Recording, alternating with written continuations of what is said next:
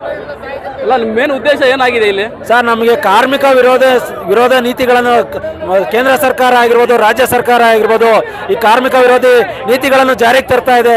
ಇದನ್ನ ರದ್ದು ಮಾಡಬೇಕು ಅಂತ ಹೇಳಿ ನಾವು ವಿಧಾನಸೌಧ ಅಲ್ಲಿಂದ ಅಲ್ಲೂ ಆಗಿಲ್ಲ ಅಂದ್ರೆ ಪಾರ್ಲಿಮೆಂಟ್ ತರಗವರೆಗೂ ಮುತ್ತಿಗೆ ಹಾಕೋಕ್ಕೋಸ್ಕರ ಮಾಡ್ತಾ ಇದೀವಿ ಸರ್. ಪ್ರತಿ ವರ್ಷ ಯಾವಾಗ ರ್ಯಾಲಿ ಮಾಡ್ತಾ ಇದ್ರಿ, ಈ ಸಲ ಯಾವಾಗ 2 ವರ್ಷದಿಂದ ರ್ಯಾಲಿ ಮಾಡ್ತಾ ಇರಲಿಲ್ಲ. ರ್ಯಾಲಿ ಮಾಡಲಿಕ್ಕೆ ನಮಗೆ ಕೇಂದ್ರ ಪ್ರತಿ ವರ್ಷ ನಮ್ಮ ಕೇಂದ್ರದಲ್ಲಿ ಕಾಂಗ್ರೆಸ್ ಸರ್ಕಾರ ಇದ್ದಾಗ ನಮಗೆ ರ್ಯಾಲಿ ಮಾಡಲಿಕ್ಕೆ ನಮ್ಮ ಕೇಂದ್ರ ಸರ್ಕಾರದಿಂದ ಪರ್ಮಿಷನ್ ಕೊಡ್ತಾ ಇದ್ರು. ಈಗ ಬಂದಿರತಕ್ಕಂಥ ಕೇಂದ್ರ ಸರ್ಕಾರ ನಮ್ಮ ರ್ಯಾಲಿ ಮಾಡಲಿಕ್ಕೆ ನಮಗೆ ಪರ್ಮಿಷನ್ ಕೊಡ್ತಾ ಇಲ್ಲ.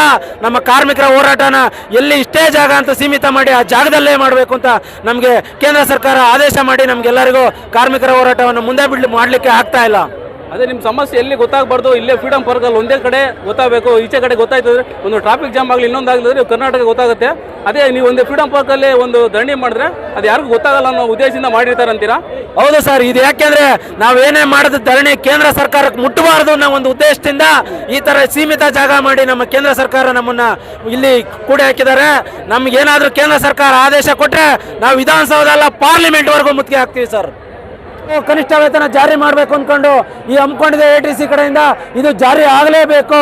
ಮತ್ತೆ ರಾತ್ರಿ ಪಾಳ್ಯದಲ್ಲಿ ಮಹಿಳೆಯರ ರಾತ್ರಿ ಪಾಳ್ಯ ರದ್ದಾಗಲೇಬೇಕು. ಮತ್ತೆ ಅಂಗನವಾಡಿ ಕಾರ್ಯಕರ್ತರಿಗೆ ಒಂದು ಪರ್ಮನೆಂಟ್ ಜಾಬ್ ಅನ್ನೋದು ಕೊಡಲೇಬೇಕು. ಮತ್ತೆ ನಮ್ಮ ನ್ಯಾಯ ಏನಿದೆ ನ್ಯಾಯ ಅದು ಸಿಗಲೇಬೇಕು. ನಮ್ಮ ನ್ಯಾಯ ಸಿಗೋವರೆಗೂ ನಾವು ನಮ್ಮ ಹೋರಾಟ ನಿಲ್ಲಿಸೋದಿಲ್ಲ.